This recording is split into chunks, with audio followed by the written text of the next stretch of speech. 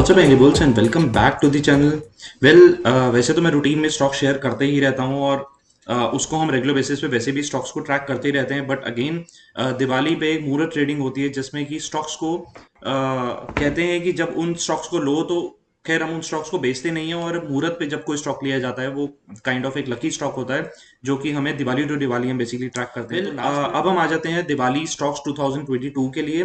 खैर मैंने जब लिस्ट निकाली तो काफ़ी सारा स्टॉक्स निकल गए थे। जिस तरीके से मैं अपनी स्टडी करता हूँ या मेरे को जो स्टॉक्स मैं बेसिकली निकालता हूँ, बट मैंने कोशिश करी कि मैं उसमें से काफ़ी ज़्यादा फिल्टर आउट कर दूं, और मैं करीबन आपको 4 से 5 स्टॉक शेयर करूंगा जिसमें मुझे लगता है कि आने वाले कुछ सालों के लिए, मैं बहुत शॉर्ट टर्म सिनेरियो के लिए नहीं इसमें हम देखेंगे, बट आने वाले कुछ सालों के लिए ये वाले स्टॉक्स परफॉर्म कर सकते हैं और अच्छी रिटर्न्स इसमें मिल सकती हैं। बेसिकली सारे मिड कैप या स्मॉल कैप स्टॉक्स हैं, बिकॉज लार्ज कैप्स में अगेन हमारे पास जो अच्छे क्वालिटी स्टॉक्स आ जाते हैं, जैसे मैंने एक्सिस बैंक शेयर करा था, आईसीआईसी बैंक, एचडीएफसी, मारुति, रिलायंस। ये तो जेनरिक हर बंदे के एक्चुअली पोर्टफोलियो में होना चाहिए, और रादर हमें मुहूर्त के टाइम पे इन्हीं स्टॉक्स को प्रेफर करना चाहिए कि हम एक आधा दो स्टॉक्स ले लें और इनको ना बेचने वाले ऐसे स्टॉक्स रखें इनको। सो खैर मिड कैप स्पेस में कौन से ऐसे स्टॉक्स हैं जो मुझे लगता है कि दिवाली मुहूर्त पे लिए जा सकते हैं और उसको दिवाली तो दिवाली हम इसको ट्रैक करेंगे। सो फर्स्ट ऐसा स्टॉक है। सबसे पहला स्टॉक है बेस्ट एग्रो लाइफ लिमिटेड। ये बेसिकली एक दिल्ली बेस्ड कंपनी है, 1992 में इनकॉर्पोरेट हुई थी और इंसेक्टिसाइड्स और पेस्टिसाइड्स की मैन्युफैक्चरिंग करती है। वेल ओवरऑल अगर आपको फंडामेंटल समझने हैं तो अगेन आप इसकी वेबसाइट पे जाकर के आप इसके फिनेंशियल्स को पढ़ सकते हो और इसके बारे में समझ सकते हो।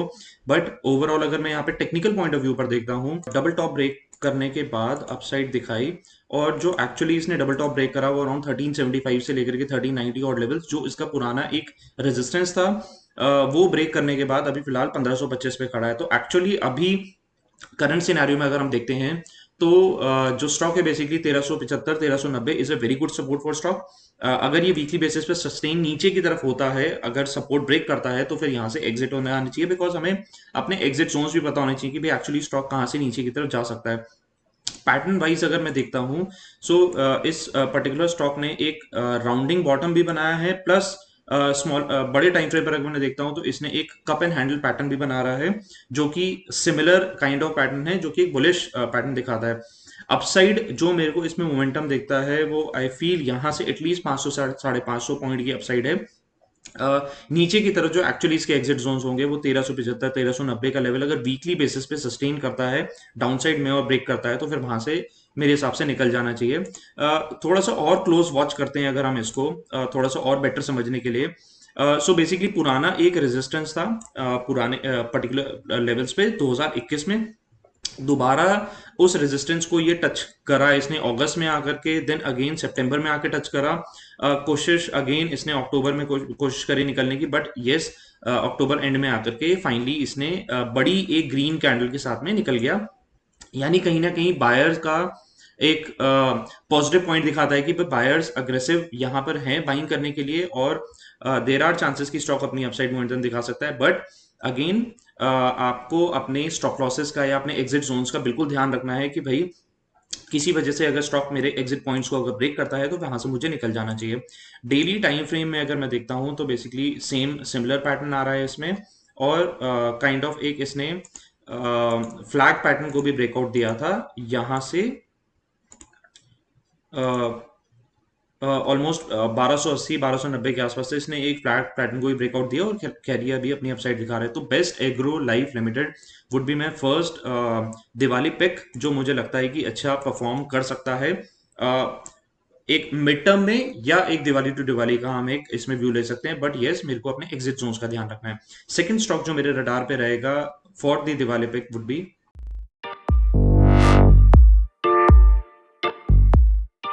सो सेकंड स्टॉक जो मेरे रडार पे रहेगा this would be Mahindra CIE automotive limited. Overall company fundamental wise is very good.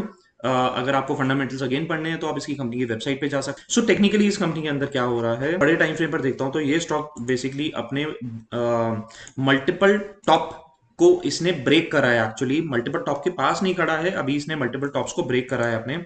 सो पहला इसने जो एक्चुअली टॉप बनाया था 2015 में बनाया था। मैं थोड़ा सा अगर चार्ट को जूम इन करता हूं तो यहाँ पे क्लैरिटी मिलेगी कि अराउंड 296 290 ऑड लेवल्स के आसपास इसने 2015 में अपना एक टॉप बनाया था। वहां से स्टॉक नीचे आने के बाद काफी टाइम कंसोलिडेट होने के बाद ऑलमोस्ट कंसोलिडेशन जोन भी इसका 158 तक रहा। 2018 3 साल के बाद दोबारा गया उस कंसोलिडेशन जोन को एक टॉप को ब्रेक करने के लिए, बट वहां से ब्रेक उसमें नहीं मिला। 2018 के बाद अगेन 2021 में दोबारा से गया कि भाई इसने ब्रेक कर देते हैं, बट अगेन यहाँ पे ब्रेक करने के चांसेस नहीं मिले। फाइनली 2022 में इसने काफी टाइम दिखाने के बाद इसने एक्चुअली अपने 290 और लेवल्स को इसने यहाँ से ब्रेक करा है। तो मेरे नीचे की तरफ एग्जिट जोन्स क्या होने चाहिए? सो बेसिकली अगर ये 270 265 ऑड लेवल्स अगर ये ब्रेक कर देता है, ऑन द कंजर्वेटिव साइड अगर ये 260 ऑड लेवल्स अगर ये ब्रेक कर देता है वीकली टाइम फ्रेम पर, तो फिर यहाँ से निकल जाना चाहिए। क्योंकि दोबारा इस सेम तरीके का पैटर्न ही दिखा सकता है कि भाई दोबारा नीचे आ गया और फिर ये कंसोलिडेशन जोन में चले जाएगा और वहां पे ट्रैप होने के चांसेस होते हैं। तो एग्जिट जोन्स 260 लेवल अगर ये ब्रेक करता है नीचे की तरफ तो सिंपली एग्जिट सोचना ही नहीं है उसमें। बट अगर किसी वजह से ये नीचे की तरफ लेवल्स ब्रेक नहीं करता है तो मुझे लगता है कि ये एटलीस्ट 2x के लिए ये अपनी अपसाइड ओपन कर रहा है। तो Mahindra CIE would be on my radar. Fundamentally, company is good, but still अगर आपको कंफर्मेशन चाहिए तो you can check the company website और उसकी एक बेसिक अंडरस्टैंडिंग ले सकते हो कि कंपनी एक्चुअली क्या करती है, फाइनेंशियल्स कैसे हैं कंपनी के, क्या पीएनएल चल रहा है उसका।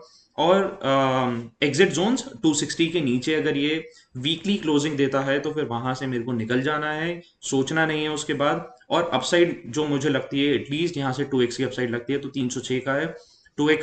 सो बेसिकली उसका 550 600 का मेरे को एक अपसाइड मोमेंटम यहाँ पे दिखता है स्टॉक के अंदर। सो लेट्स सी स्टॉक किस तरीके से परफॉर्म करता है, बट मुझे अपने रिस्क रिवॉर्ड को मैनेज करना है। एंड येस, जितने भी मैं यहाँ पे स्टॉक शेयर कर रहा हूँ जरूरी नहीं है कि आपको सारा पैसा एक ही स्टॉक के अंदर डाल देना है।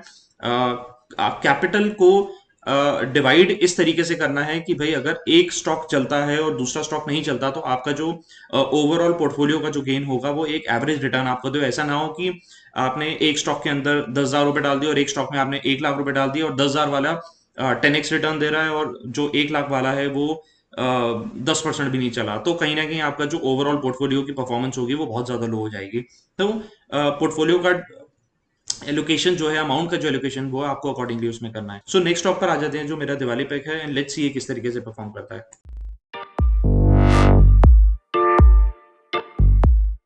नेक्स्ट स्टॉक पिक है मेरा एक्सिकेट्स टेक्नोलॉजीज लिमिटेड।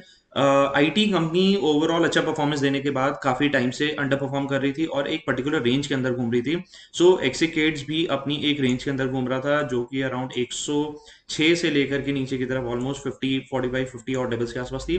बट अभी करंट सिनेरियो में एक बड़े टाइम फ्रेम पर, एक वीकली टाइम फ्रेम पर ये बेसिकली एक राउंडिंग बॉटम पैटर्न बना रहा है जो कि कुछ इस तरीके से पैटर्न बनता है। सेकेंडली ये अपने एक मिड टर्म रेजिस्टेंस के पास जाकर के खड़ा है ऑलमोस्ट 222 के आसपास। सो बेसिकली 222 का अगर ये लेवल ब्रेक करता है अपसाइड की तरफ तो मुझे एक्सपेक्टेड यहाँ पे जो सिनेरियो लगता है वो ऑलमोस्ट 350 ऑड लेवल्स के लिए ओपन हो रहा है। एग्जिट जोन्स मेरे कहाँ पर होने, जो ऊपर के जो प्रॉफिट्स हैं वो मेरे हाथ में नहीं होते कि भाई मेरे को एक्चुअली कहाँ पर जाकर के बुक करना है, बट येस मेरे को एग्जिट जोन्स अपने पता होने चाहिए कि भाई स्टॉक किसी वजह से मेरे एनालिसिस की तरफ नहीं चलता और वहां से अगर गिर जाता है तो मेरे को एक्चुअली कहाँ पे एग्जिट लेना चाहिए। सो किसी वजह से स्टॉक अगर ये 150 का लेवल ब्रेक करता है वीकली टाइम फ्रेम पर, वीकली क्लोजिंग अगर ये 150 के नीचे देता है तो वहां से मुझे सिंपली निकल जाना है। अपसाइड जो मेरा रिस्क रिवॉर्ड जो बेसिकली निकल रहा है वो ऑलमोस्ट यहाँ से 100 से 125 पॉइंट का निकल रहा है और जो मेरे डाउन साइड रिस्क है that is almost 50 points. But yes, since ये वीकली टाइम फ्रेम पर है, अगर किसी वजह से 352 360 ऑड लेवल्स अगर ये यहाँ से ब्रेक करता है तो फिर इसको दोबारा रिव्यू करेंगे बिकॉज यहाँ पे चांसेस आ जाएंगे कि स्टॉक और ज्यादा बेटर परफॉर्म कर सकता है। सो लेट्स सी एक्सिकेट्स किस तरीके से परफॉर्म करता है एंड क्विकली चलते हैं एक और नेक्स्ट स्टॉक पे।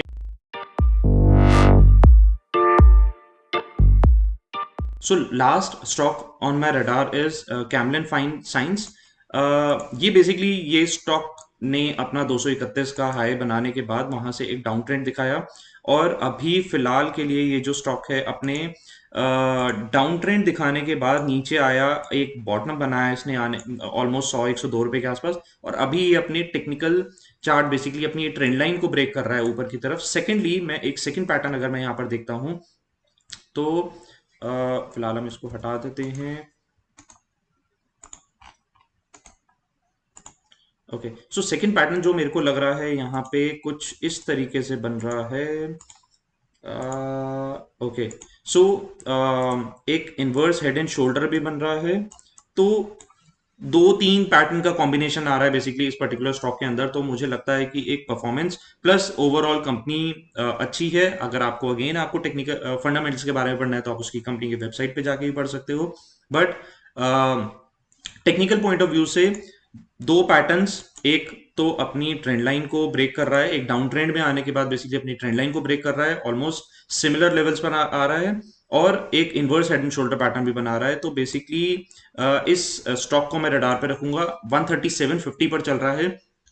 एग्जिट जोन्स किसी वजह से अगर नीचे के लेवल्स ऑलमोस्ट 110 111 वीकली बेसिस पर अगर ये क्लोजिंग दे देता है तो मेरे हिसाब से फिर वहां से निकल जाना चाहिए। बिल्कुल देखना ही नहीं है फिर तो। और अपसाइड जो मेरे को मोमेंटम में लगता है कि जो क्विक मोमेंटम के अंदर मिल जाना चाहिए वो अराउंड 168 170 ऑड लेवल्स के आसपास जाना चाहिए। और फर्दर जो एक्सटेंडेड टारगेट्स रहेंगे ऊपर की तरफ, जो एक्सटेंडेड अपसाइड मेरे को लगती है कि यहाँ से एटलीस्ट 195 220 के लेवल से ओपन कर रहा है।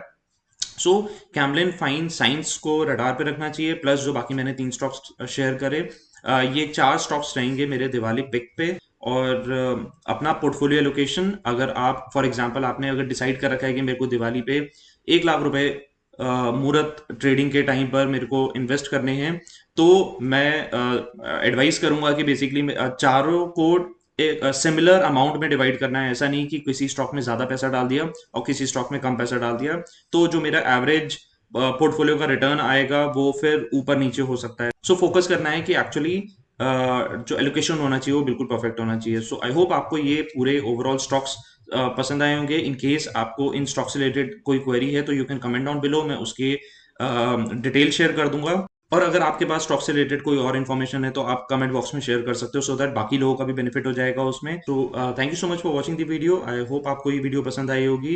And happy Diwali once again, and don't forget to hit this subscribe and like button. Thank you.